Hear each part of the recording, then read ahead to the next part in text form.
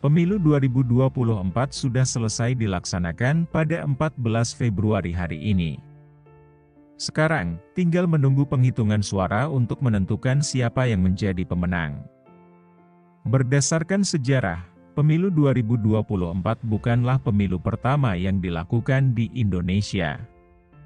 Setidaknya terdapat 13 kali pemilu sebelum pemilu 2024. Pemenang dalam setiap pemilu juga berbeda-beda seiring dengan perkembangan zaman. Pada pemilu pertama, atau pemilu 1955, belum dilaksanakan pemilihan presiden secara langsung. Kepala pemerintahan pada masa itu juga bukanlah seorang presiden, namun seorang perdana menteri. Hal ini dikarenakan pada masa itu Indonesia sedang menjalankan sistem parlementer. Pemilu 1955 ditujukan untuk memilih partai yang nantinya dapat duduk di kursi DPR dan memilih Dewan Konstituante yang bertugas untuk membuat Undang-Undang Dasar baru. Pemenang dari pemilu 1955 adalah Partai Nasional Indonesia, Masyumi, NU, dan PKI. Keempat partai tersebutlah yang kemudian mendominasi perpolitikan di Indonesia pada masa itu. Pemilu sempat vakum cukup lama karena Presiden Soekarno mengubah sistem di Indonesia menjadi demokrasi terpimpin. Presiden Soekarno memimpin langsung pemerintahan dan selama sistem ini berjalan, tidak pernah dilaksanakan pemilu. Pemilu baru dilaksanakan lagi pada era Orde Baru di bawah pimpinan Presiden Soeharto pada 1971. Itu artinya pemilu sempat vakum selama 16 tahun. Pemilu 1971 bertujuan untuk memilih anggota DPR RI dan DPRD. Pemilu ini diikuti oleh sebanyak 10 partai politik. Golkar meraih suara terbanyak dengan perolehan suara mutlak sebanyak 62,82%. Tempat kedua dan ketiga diduduki oleh Nahdlatul Ulama dan Partai Nasional Indonesia dengan perolehan suara 18,68% dan 6,9%. Kemenangan Golkar ini sekaligus juga memberikan kemenangan kepada rezim Orde Baru karena Golkar kemudian mengusung Jenderal Soeharto sebagai Presiden Republik Indonesia. Pada tahun 1973, pemerintah Orde Baru menyederhanakan partai-partai politik yang ada sehingga jumlahnya tinggal ada 3 saja. Ketiganya adalah Golkar, Partai Demokrasi Indonesia atau PDI, dan Partai Persatuan Pembangunan atau PPP. Golkar merupakan gabungan organisasi-organisasi yang menyokong pemerintahan Presiden Soeharto, PDI merupakan gabungan partai-partai beraliran nasionalis, dan PPP merupakan partai yang memiliki aliran religius.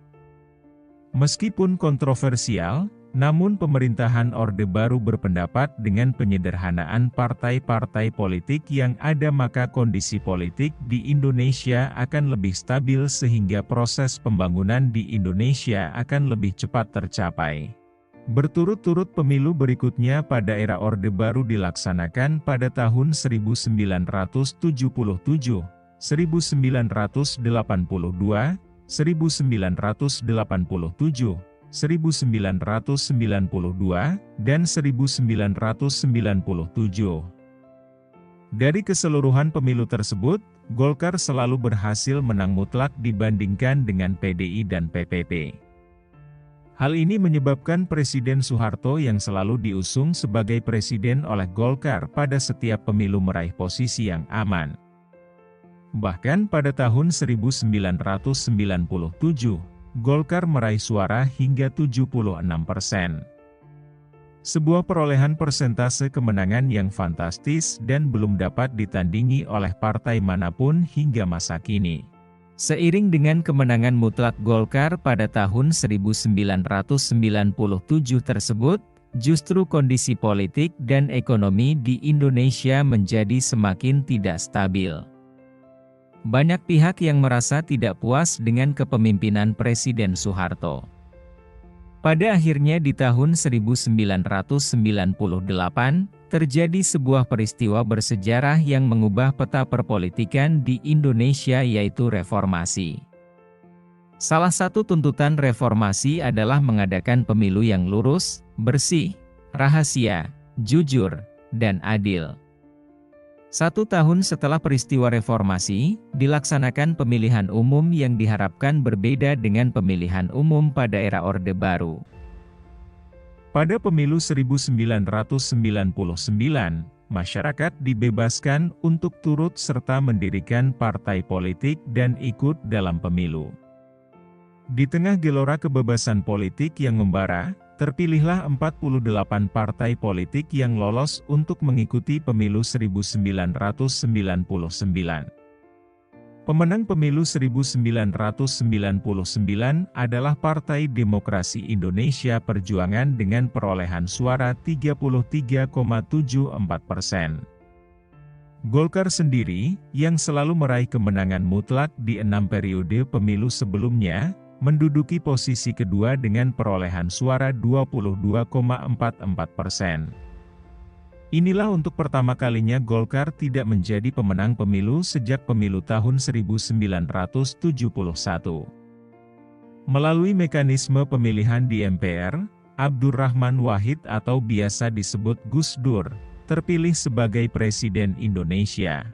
Kondisi politik yang masih belum stabil pada awal era reformasi membuat Gus Dur harus lengser dari kursi presiden pada tahun 2001 dan digantikan oleh wakilnya, Megawati Soekarnoputri.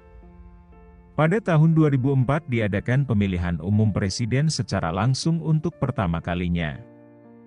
Itu artinya rakyat dapat memilih presiden secara langsung. Pemenang dari pemilu 2004 adalah Golkar dengan perolehan suara sebanyak 23,27%. Presiden pertama yang terpilih melalui mekanisme pemilihan langsung ini adalah Susilo Bambang Yudhoyono. Kemenangan Presiden Susilo Bambang Yudhoyono ini berhasil diulang pada tahun 2009. Pemilu 2009 menghasilkan kemenangan untuk Partai Demokrat dengan perolehan suara 26,79%. Susilo Bambang Yudhoyono sebagai petahana kembali terpilih sebagai presiden untuk kedua kalinya. Pada pemilu tahun 2014, dinamika pemilu sudah berubah. Hal ini seiring dengan perkembangan kecepatan informasi melalui internet dan media sosial. Dengan adanya media sosial, siapa saja bisa ikut serta untuk meramaikan proses kampanye. Pemenang dari pemilu 2014 adalah PDIP dengan perolehan suara 19,5%. Presiden terpilih tahun 2014 juga merupakan presiden yang diusung oleh PDIP yaitu Joko Widodo.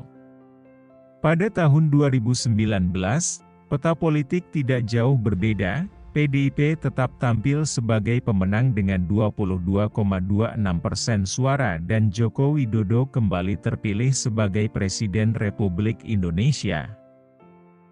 Siapakah yang akan menjadi pemenang pada pemilu 2024 ini? Hasil quick count sudah keluar namun belum bisa dijadikan sebagai indikator resmi kemenangan pihak manapun. Kita harus bersabar menunggu hingga KPU menyelesaikan penghitungan dan menentukan siapa pemenang pemilu 2024. Siapapun yang menjadi pemenang nantinya, kita tentu berharap mereka dapat membawa Indonesia menjadi lebih baik ke depannya.